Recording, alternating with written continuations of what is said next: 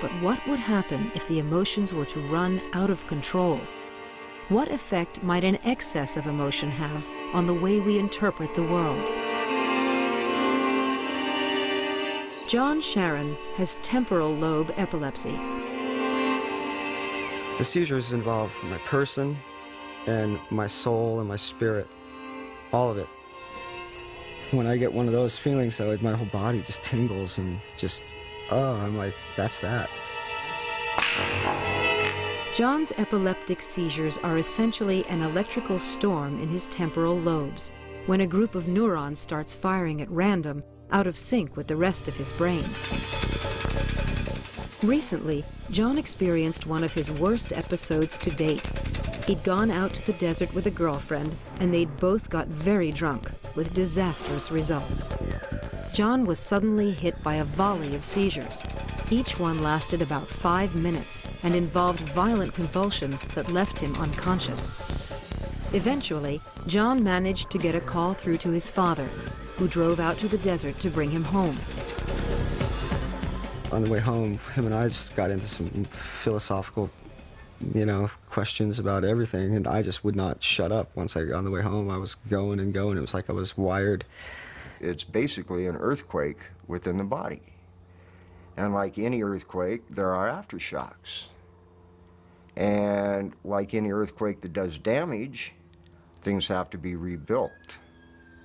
Things have to subside. Mainly what I deal with is the aftermath, particularly with this last episode. It was very much like stepping into a Salvador Dali painting. Okay, instantly everything was surreal.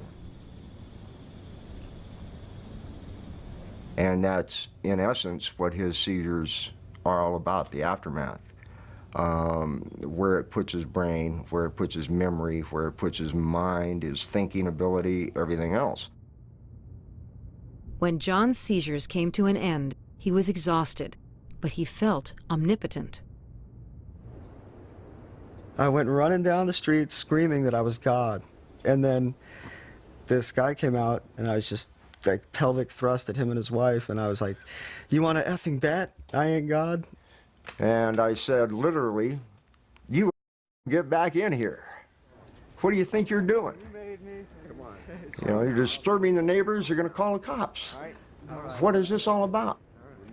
I kind of just looked at him cool and calm and apologized to him, and I'm like, "Nah, no one's going to call the police." I didn't say this last part, but I'm thinking to myself, no one's going to call the police on God.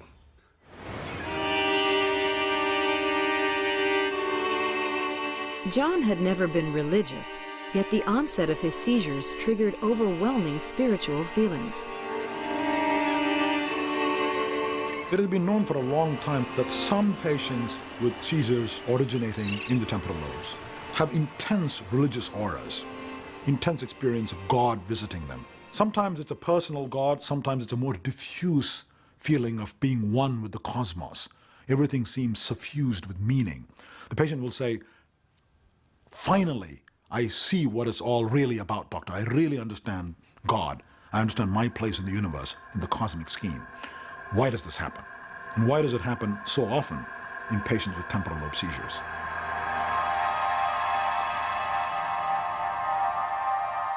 Ramachandran met John shortly after the episode in the desert. He was still feeling the extreme highs and lows that follow his seizures. Ramachandran was about to witness the emotional intensity that John endures. I've been in so much pain that I'd rather be shot to death, dude, or just whipped to death. But Whipped also to death. joy?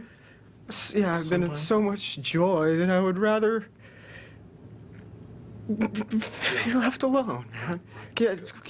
Take everything away and just let me sit there and have that much joy. I feel like I can float and stuff sometimes, you know? Okay. It's like the best. There were times where he would have 7 or 8 grand mal seizures in a day. Mm-hmm. He would never come back to this reality during that time. I have looked in his eyes in those times, and I have seen a cry for help, No, I mean, you guys, that's the thing, though. A lot of other people can just walk around and see the beauty of the world. I can... Sorry. It's not as beautiful.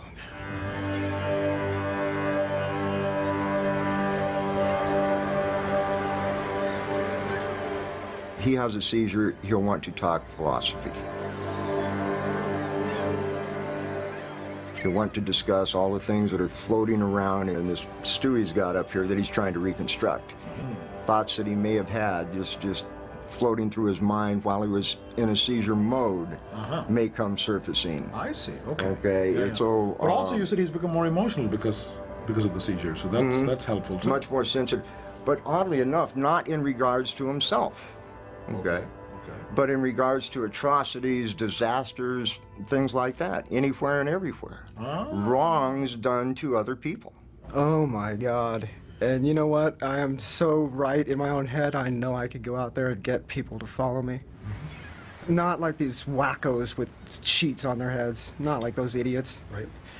But now it's just the new generation of the prophets. Yep. And were all the prophets people that were flopping around on the ground? Is that what this whole message was? The gift from the gods this whole time? That's possible, isn't it? Yeah. I've never been religious, ever. People say, no, you can't see into the future. That's what that gift is, but you gotta pay for it by getting slammed around. Now, why do these patients have intense religious experiences when they have these seizures? And why do they become preoccupied with theological and religious matters even in between seizures? One possibility is that the seizure activity in the temporal lobe somehow creates all kinds of odd, strange emotions in the person's mind, in the person's brain, and this welling up of bizarre emotions may be interpreted by the patient as visits from another world, or as God is visiting me. Maybe that's the only way he can make sense of this welter of strange emotions going on in his brain. Another possibility is that this has something to do with the way in which the temporal lobes are wired up to deal with the world emotionally. As we walk around and interact with the world, you need some way of determining what's important, what's emotionally salient, and what's relevant to you versus something trivial and unimportant.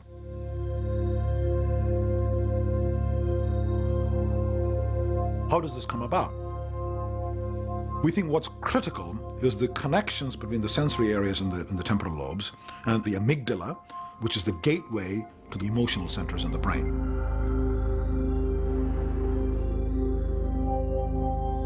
The strength of these connections is what determines how emotionally salient something is.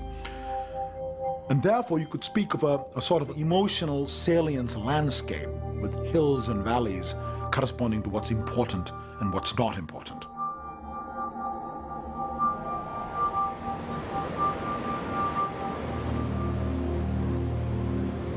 And each of us has a slightly different emotional salience landscape.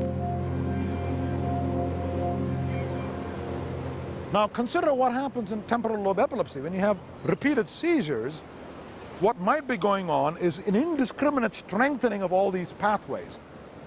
It's a bit like water flowing down rivulets along the cliff surface. When it rains repeatedly, there's an increasing tendency for the water to make furrows along one pathway, and this progressive deepening of the furrows artificially raises the emotional significance of some categories of inputs. So instead of just finding lions and tigers and mothers emotionally salient, he finds everything deeply salient. For example, a grain of sand, a piece of driftwood, seaweed. All of this becomes imbued with deep significance.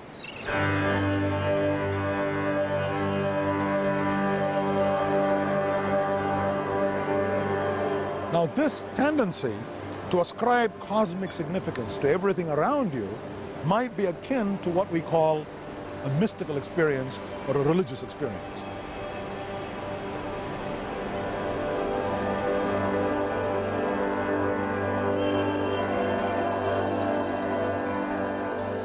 For Ramachandran, John's story is the basis of one of his most intriguing and controversial theories.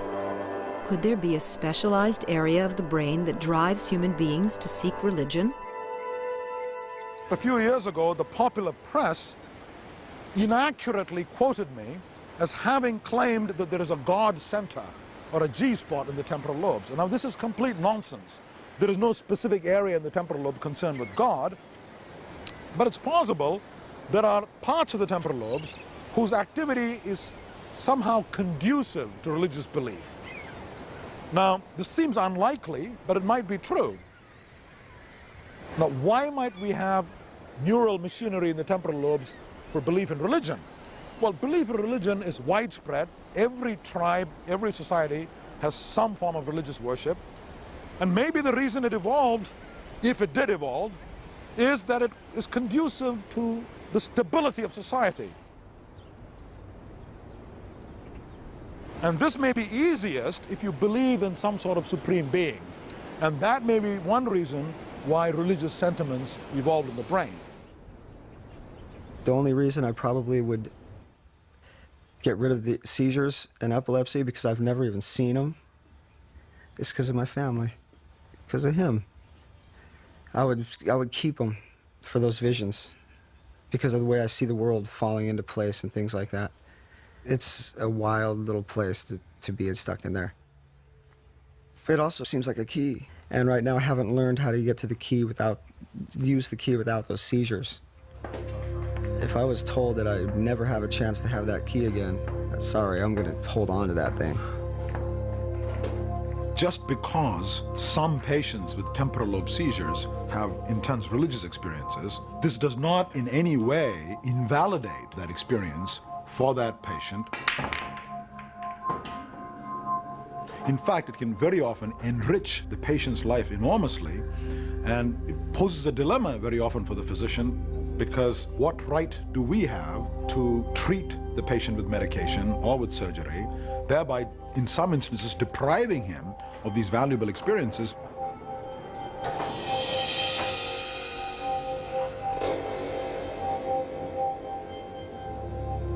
To me, the exciting thing is that subjects like God and religion can now be actually addressed by us scientists. We can begin to ask questions about religion and God and begin to approach these questions by listening to these patients, by talking with them, and by studying them.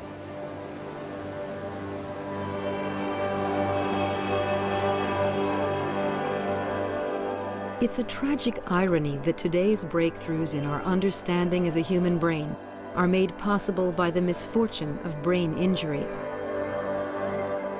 For centuries, philosophers have labored to understand God, consciousness, and the mysteries of human nature. Now, perhaps science will have its chance.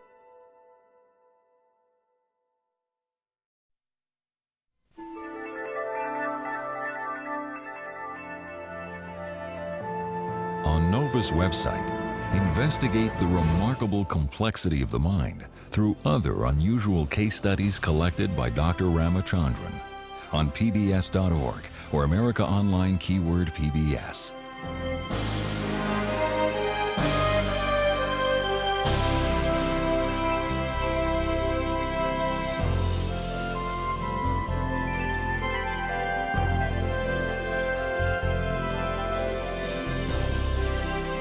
To order this show or any other NOVA program for $19.95 plus shipping and handling, call WGBH Boston Video at 1-800-255-9424. Next time on NOVA. The doctor said that there had been an accident. We can impose a gender identity on a newborn. He did not say it was an experiment. I was never happy as Brenda. Never. Sex unknown.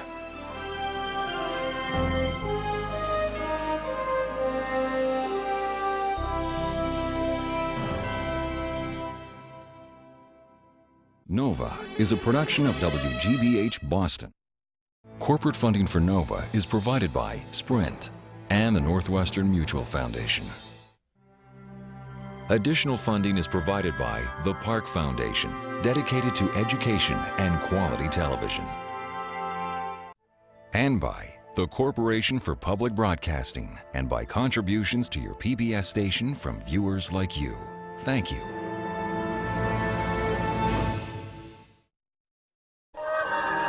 This is PBS.